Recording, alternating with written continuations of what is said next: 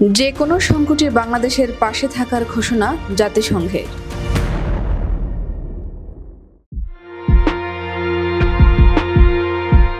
যে কোনো সংকট ও দুর্যোগে বাংলাদেশের পাশে থাকার ঘোষণা দিয়েছেন ঢাকায় সফররত জাতিসংঘের মহাসচিব অ্যান্তোনিও গুতেরেস।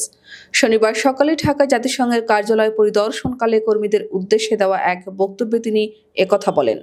গুতেরেস বলেন, বাংলাদেশে যে সংকটময় পরিস্থিতির মধ্য দিয়ে যাচ্ছে তাতে পাশে থাকবে জাতিসংঘ। তিনি বলেন, ঢাকায় সফরকালে তিনি যে আতিথেয়তা পেয়েছেন তাতে তিনি মুগ্ধ। সকালে ঢাকায় নতুন জাতিসংঘ কমন প্রাঙ্গণ পরিদর্শন করেন অ্যান্তোনিও গুতেরেস। সেখানে তিনি 50তম বার্ষিকী উপলক্ষে আয়োজিত আলোকচিত্র প্রদর্শনী দেখেন এবং আনুষ্ঠানিকভাবে জাতিসংঘের পতাকা উত্তোলন করেন।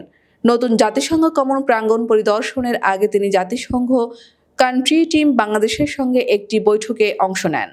বাংলাদেশের 4 দিনের সফরের তৃতীয় দিনে শনিবার আরও কয়েকটি অনুষ্ঠানে যোগদান করেছেন জাতিসংঘ মহাসচিব।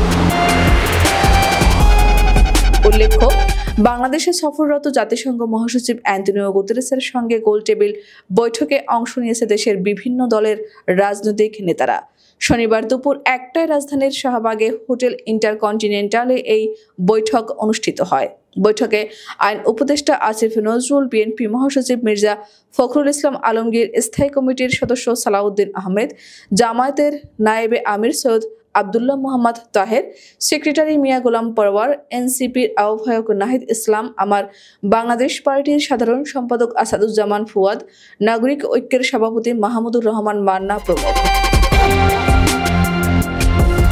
এর আগে সকালে রাজধানীর গুলশানে ইউএন হাউস উদ্বোধন করেছেন জাতিসংঘ মহাসচিব অ্যান্তোনিও গুতেরেস। উদ্বোধন শেষে জাতিসংঘ মহাসচিব জাতিসংঘের কার্যালয় পরিদর্শন করেন। আলোকচিত্র প্রদর্শনীর 50তম বার্ষিকী উপলক্ষে আয়োজিত অনুষ্ঠানে বিভিন্ন আলোকচিত্র ঘুরে ঘুরে দেখেন জাতিসংঘ মহাসচিব। এ সময় উপস্থিত ছিলেন শিল্প মন্ত্রণালয় ও গৃহ এবং গণপূর্ত মন্ত্রণালয়ের উপদেষ্টা আদিলুর রহমান খান। প্রসঙ্গত, টেকসই এবং ন্যায়সঙ্গত ভবিষ্যৎ গড়ে তোলার জন্য বাংলাদেশ জাতিসংঘের ওপর নির্ভর করতে পারে বলে জানিয়েছেন জাতিসংঘের মহাসচিব অ্যান্তোনিও গুতেরেস।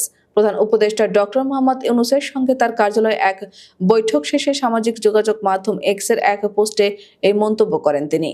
বার্তাটি জাতিসংঘের ঢাকা কার্যালয়ের ফেসবুক পেজেও পোস্ট করা হয়েছে। ওই পোস্টে তিনি লিখেছেন, উষ্ণ অভ্যর্থনার জন্য বাংলাদেশের জনগণ এবং অন্তর্বর্তী সরকারের প্রধান উপদেষ্টা মোহাম্মদ ইউনূসকে আমি ধন্যবাদ জানাচ্ছি। যেহেতু দেশ গুরুত্বপূর্ণ সংস্কার এবং পরিবর্তনের মধ্য দিয়ে যাচ্ছে, তাই আপনারা টেকসই এবং ন্যায়সঙ্গত ভবিষ্যৎ গড়ে তোলার জন্য জাতিসংঘের উপর নির্ভর করতে পারেন। এতে বলা হয়, দেশটির গুরুত্বপূর্ণ সংস্কার এবং রূপান্তরের মধ্য দিয়ে যাওয়ার সময় সকলের জন্য একটি টেকসই এবং ন্যায়সঙ্গত ভবিষ্যৎ গড়ে তুলতে আপনি জাতিসংঘের উপর নির্ভর করতে পারেন। দীর্ঘ 7 বছর পর গত বৃহস্পতিবার বিকেলে দ্বিতীয়বারের মতো বাংলাদেশে সফরে আসেন অ্যান্তোনিও গুতেরেস। বিমানবন্দরে তাকে স্বাগত জানান অন্তর্বর্তী সরকারের পররাষ্ট্র উপদেষ্টা তৌহিদ হোসেন। সফরের দ্বিতীয় দিন শুক্রবার কক্সবাজারে রোহিঙ্গা ক্যাম্প পরিদর্শন করেন গুতেরেস। রোহিঙ্গাদের সঙ্গে তিনি ইফতারে অংশ নেন।